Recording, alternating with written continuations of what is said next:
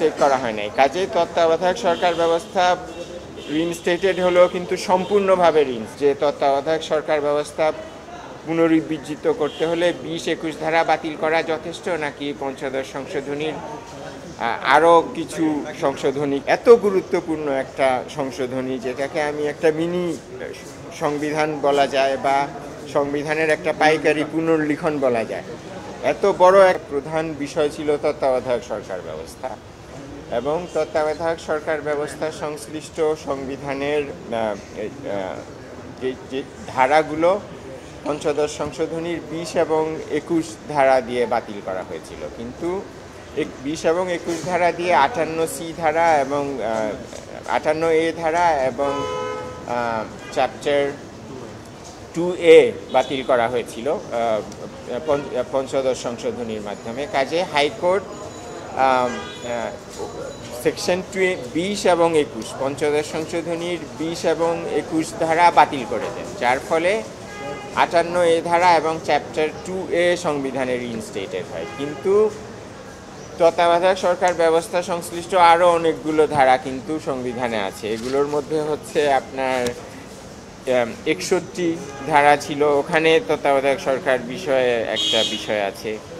61 ধারাতে হলো সুপ্রিম কমান্ডের কথা আছে, যে সুপ্রিম কমান্ড রাষ্ট্রপতির কাছে থাকবে, কিন্তু তত্ত্বাবধায়ক সরকার ব্যবস্থা থাকা অবস্থায় এটা কিভাবে হবে সেটার ব্যাপারে ত্রয়োদশ সংশোধনী দিয়ে বিধান করা হয়েছিল, সেটা পঞ্চদশ সংশোধনীতে বাতিল হয়েছে। তারপরে আপনারা জানেন যে সুপ্রিম কোর্টে যারা বিচারক থাকেন তারা রাষ্ট্রের অন্য ফাইন্যান্সিয়াল সুবিধা পাওয়া যায় এই ধরনের কোনো পদ নিতে পারেন না, কিন্তু প্রধান উপদেষ্টা এবং উপদেষ্টার ব্যাপারে 99 ধারাতে একটা এক্সেপশন ত্রয়োদশ সংশোধনীর মাধ্যমে করা হয়েছিল।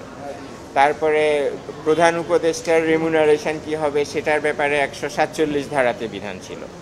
তারপরে প্রধান উপদেষ্টা এবং উপদেষ্টা বলতে কাদেরকে বুঝাবে সেই ব্যাপারে 152 ধারায় বিধান করা হয়েছিল।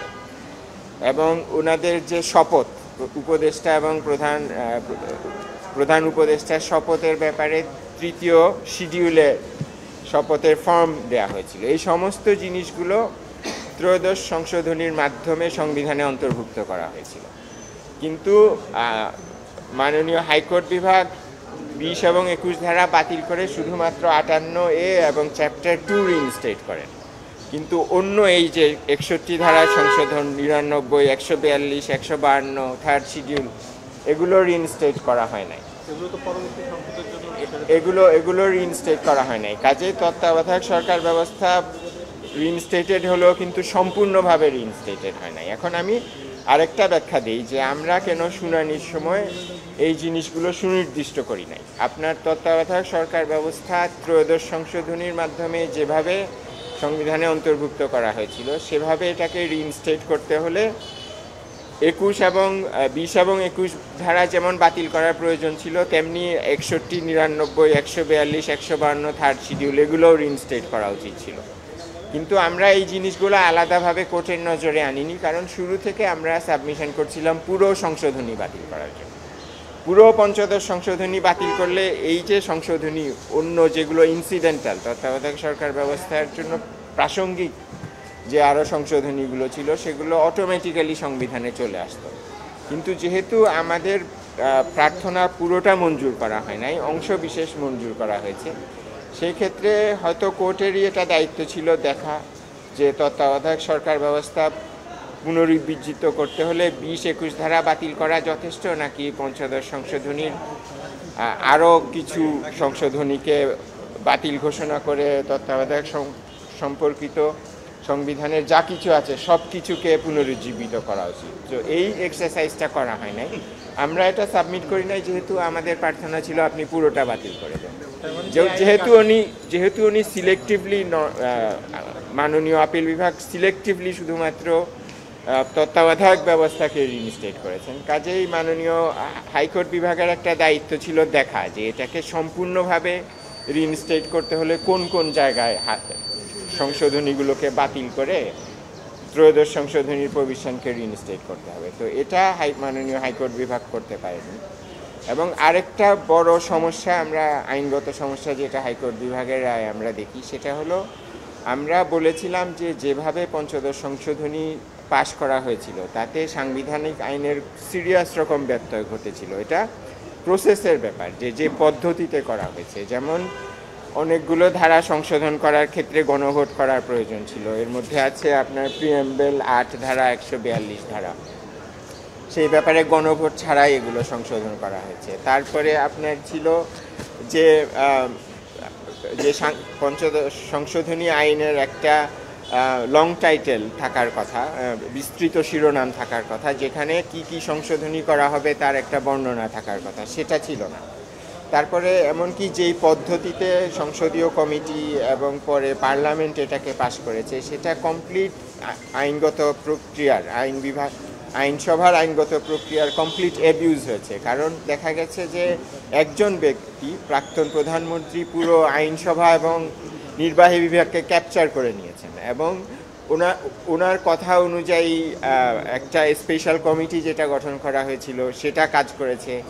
তাদের সুপারিশ ওনার কথা অনুযায়ী পরিবর্তন করে দেয়া হয়েছে এবং পার্লামেন্টারি প্রসিডিংস দেখলে দেখা যায় এত গুরুত্বপূর্ণ একটা সংশোধনী, যেটাকে আমি একটা মিনি সংবিধান বলা যায় বা সংবিধানের একটা পাইকারি পুনর্লিখন বলা যায়, এত বড় একটা সংবিধানের ব্যাপারে সংশোধনের ব্যাপারে সংসদে কোনো ন্যূনতম আলোচনা হয়নি। তো আমরা যে পঞ্চদশ সংশোধনী পাশ করার ক্ষেত্রে এত ধরনের পদ্ধতিগত ত্রুটি, এগুলো আমরা আদালতের নজরে এনেছি এবং আদালত রায়ে পর্যবেক্ষণ করেছেন যে এই সমস্ত ত্রুটিগুলো তারও দৃষ্টিতে এসছে এবং এই ত্রুটিগুলো পঞ্চদশ সংশোধনীর আছে। এবং উনি এটাও বলেছেন যে পঞ্চদশ সংশোধনীর যে এই সমস্ত ত্রুটি আছে এটার ব্যাপারে রাষ্ট্রপক্ষও কোনো অপোজিশন দেয়নি। তারপরেও ইনি এই ত্রুটি থাকা সত্ত্বেও পঞ্চদশ সংশোধনী সম্পূর্ণ বাতিল করেন নাই এই যুক্তিতে যে পঞ্চদশ সংশোধনীতে দুই একটা ভালো জিনিস আছে। এর মধ্যে একটা হলো নারী আসন সংখ্যা বৃদ্ধি করা এবং আরেকটা হলো জীব বৈচিত্র্যর ব্যাপারে একটা ধারা আছে। তো এটা আমি মনে করি একটা ভয়ঙ্কর সিদ্ধান্ত, কারণ এই সিদ্ধান্তের ফলে ভবিষ্যতে যে কোনো সংসদ যেই সাংবিধানিক সংশোধনীর যে পদ্ধতিগত সুরক্ষা আছে এটার তো একটা প্রয়োজনীয়তা আছে, যাতে কেউ যেন তেন প্রকারে সংবিধান সংশোধন করতে না পারে। কাজে এই পদ্ধতিগত সুরক্ষা বা সেফগার্ডের একটা ইম্পর্টেন্ট ফাংশন আছে সংবিধান সংশোধনীর ক্ষেত্রে, যে সংবিধান সংশোধনীগুলো যাতে অ্যাকুরেট প্রক্রিয়ায় পাশ হয়, যাতে করে জনগণের ইচ্ছা আকাঙ্ক্ষা প্রতিফলিত হয়। এখন এই রায়ের ফলে যেটা দাঁড়ালো যে আপনি একটা দুটো ভালো জিনিস যদি একটা সংশোধনীতে ঢুকিয়ে দেন তাহলে আপনি পদ্ধতিগত ব্যাপারটাকে সম্পূর্ণ অগ্রাহ্য করতে পারেন। তো এটা তো আমি মনে করি যে একটা ভয়ঙ্কর উদাহরণ হিসাবে তৈরি হবে যে কোনো সংসদ ভবিষ্যতে পদ্ধতিগত সুরক্ষার প্রক্রিয়াগুলোকে সম্পূর্ণ অগ্রাহ্য করে একটা একটা সংশোধনী আনতে পারবেন এবং তাতে একটা দুটো ভালো জিনিস যোগ করে দিবেন এবং তখন সেই একটা দুটো ভালো জিনিসের ফলে এই পদ্ধতিগত ত্রুটি সত্ত্বেও সংশোধনীটা সাংবিধানিক বলে গণ্য হবে। এটা তো হতে পারে না। কাজেই এই আমরা অনেকগুলো জিনিস দেখতে পাচ্ছি যেগুলো আপিল বিভাগ কর্তৃক আবার দেখা প্রয়োজন এবং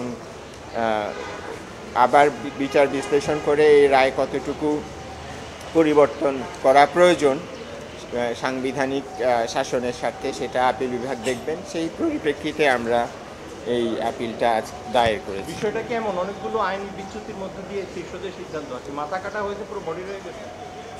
এটা হলো, আমি যদি তত্ত্বাবধায়ক সরকার ব্যবস্থার কথা বলি, তত্ত্বাবধায়ক সরকার ব্যবস্থার মূল ধারাগুলো সংবিধানে ফিরে এসছে, কিন্তু তত্ত্বাবধায়ক সরকার ব্যবস্থাকে সম্পূর্ণ কার্যকর করতে হলে আরও কিছু ধারা ত্রয়োদশ সংশোধনীর মাধ্যমে যেভাবে পরিবর্তন করা হয়েছিল সেভাবে ফিরে আসার দরকার ছিল, সেটা ফিরে আসে নাই। কাজেই তত্ত্বাবধায়ক সরকার ব্যবস্থা পুরোপুরি কার্যকর করা সম্ভব হবে না মনে হচ্ছে এই রায়ের ফলেও। কারণ ধরুন আপনার তত্ত্বাবধায়ক সরকার ব্যবস্থা চালু করতে হলে তো প্রধান উপদেষ্টা এবং উপদেষ্টার শপথ নিতে হবে। সেই শপথ সংক্রান্ত বিধান সংবিধানে ফিরে আসে না।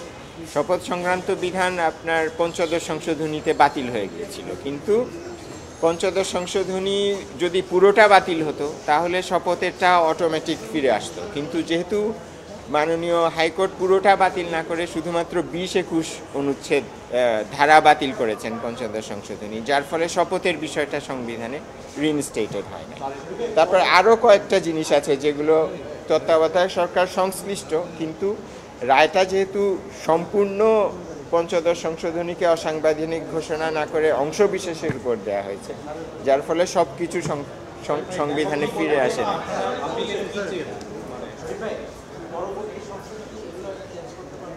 হ্যাঁ হ্যাঁ, সেটা পারবে, সেটা তো রায় বলা হয়েছে।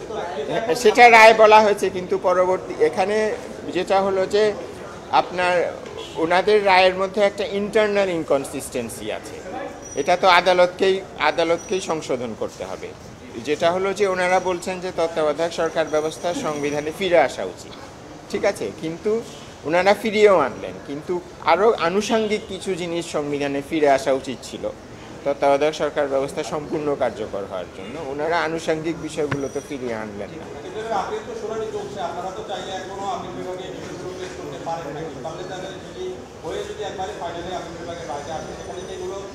না, আপিল বিভাগে এখন যে রায় চলছে এটা ত্রয়োদশ সংশোধনী নিয়ে। পঞ্চদশ সংশোধনীর আপিল তো আমরা মাত্র গতকাল দিনের শেষে দায়ের করলাম। না, এখানে বলা যায় না, কারণ আদালত সাধারণত তার সামনে যেই বিষয়টা থাকে সেটাই বিবেচনা করতে পারে। আদালতের এখতিয়ার কিন্তু সংসদের মতো না, সংসদ যে কোনো কিছু নিয়ে আলাপ করতে পারে, সিদ্ধান্ত নিতে পারে, কিন্তু আদালত হলো যেই বিষয়টা তার সামনে আছে। ত্রয়োদশ সংশোধনী মামলায় যেই বিষয়টা আদালতের সামনে আছে সেটা হলো ত্রয়োদশ সংশোধনী ক্ষেত্রে বিচারপতি খায়রুল হকের নেতৃত্বে আপিল বিভাগের দেয়া রায়টা আইনগত নাকি বেআইনি হয়েছে, এটাই শুধুমাত্র সেই বিবেচ্য বিষয়, সেই প্রসিডিংয়ের বিবেচ্য বিষয়। হ্যাঁ, আমরা পুরো পঞ্চদশ সংশোধনী বাতিল চেয়ে আপিল করেছি। হ্যাঁ হ্যাঁ হ্যাঁ, এবং আংশিক বাতিলের ক্ষেত্রে কিছু সমস্যা হয়েছে, তত্ত্বাবধায়ক সরকারের ব্যবস্থার ক্ষেত্রে সমস্যা হয়েছে। তারপর হ্যাঁ, এটা কমপ্লিটলি ফাংশনাল হয়নি, হ্যাঁ, কিন্তু আর হলো পদ্ধতিগত সমস্যা হয়েছে, আরও কিছু সমস্যা হয়েছে। আপিল বিভাগের রায়ের মাধ্যমে ফিরে আসার সম্ভাবনা আছে, হাইকোর্টের সম্ভব নেই, কারণ হাইকোর্ট তো রায় দিয়ে দিয়েছেন শেষ।